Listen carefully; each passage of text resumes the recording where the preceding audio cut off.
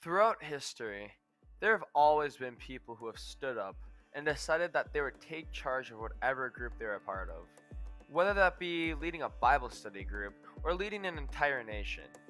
During the century of 300 BC, Macedonia was just a small state in the middle of the Balkan Peninsula. It wasn't necessarily doing bad as a kingdom, but it was nowhere near as big as some of its other neighbors, like Persia. But in a matter of decades, not only would Macedonia rise up and become a well established empire, it would actually take over Persia. And now you're probably asking yourself, how can a tiny kingdom take over a huge dynasty like Persia in the span of only a couple decades? Lucky for you, that question I have an answer for, and the answer is about one man, and that man was Alexander the Great.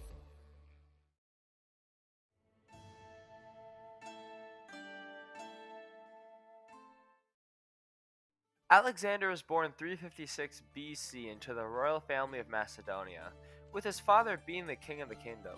As a teenager, he was taught by the philosopher Aristotle, who influenced many of his life decisions. When Alexander turned 20 years old, his father, who was king at the time, was assassinated, and left Alexander to claim the throne of Macedonia. As king, one of the first things he did was uniting the broken up city states of Greece. He was able to unite all of Greece under one empire in a matter of about a year, and was able to crush any resistance. You may have thought that the conquest of Greece would be more than enough for Alexander, but you'd be mistaken. After Alexander got a taste of victory, he wanted more, and his next target would be the big, strong Persian Empire. During the Persian campaign, there were three major battles that took place, being the Battle of Granchius, the Battle of Issus, and the Battle of Gaugamela. In all three of these battles, Alexander came out victorious and had no issue crushing the larger opponent. When he eventually took over Persia, he was still not satisfied and turned his attention towards India. For this campaign, he was able to push through the Indus River Valley, but was not able to push farther for the time being. You may be thinking, okay, now Alexander has to be satisfied, but you would still be wrong, as he wanted to conquer Arabia. But this time, life caught up with him, and he died most likely from typhoid fever. Now that Alexander's life has been established, I will explain the pure genius and confidence Alexander truly had to pull off all that he conquered.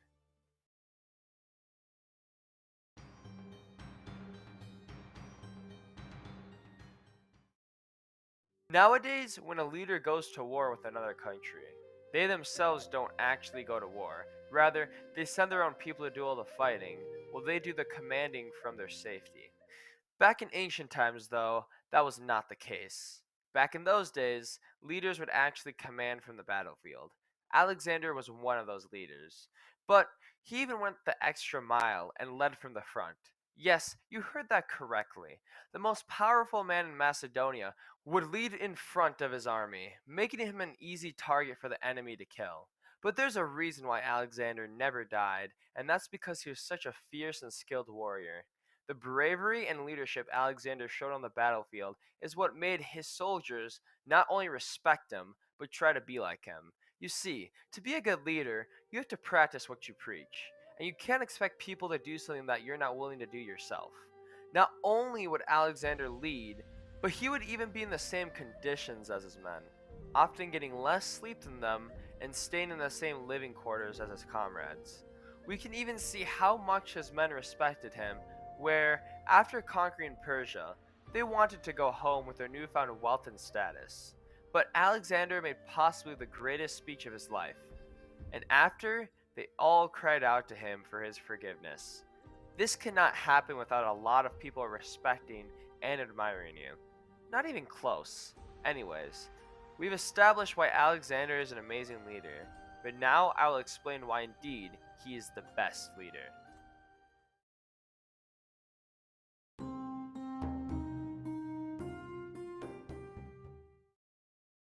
When you think of the greatest leaders throughout history, what do they all have in common?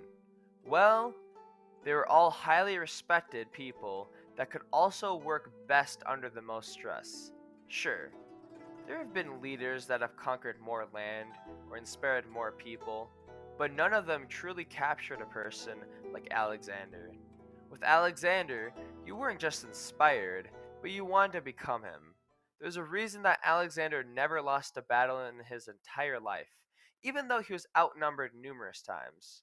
No other leader has been the perfect example of practice what you preach except for Alexander. And yeah, Napoleon won many wars and was out in the field with his men, but Alexander wasn't just out there, he was the main force on the battlefield, always charging the enemy head first, risking almost certain death every time he did, but still living long enough for the next battle so he could do it again.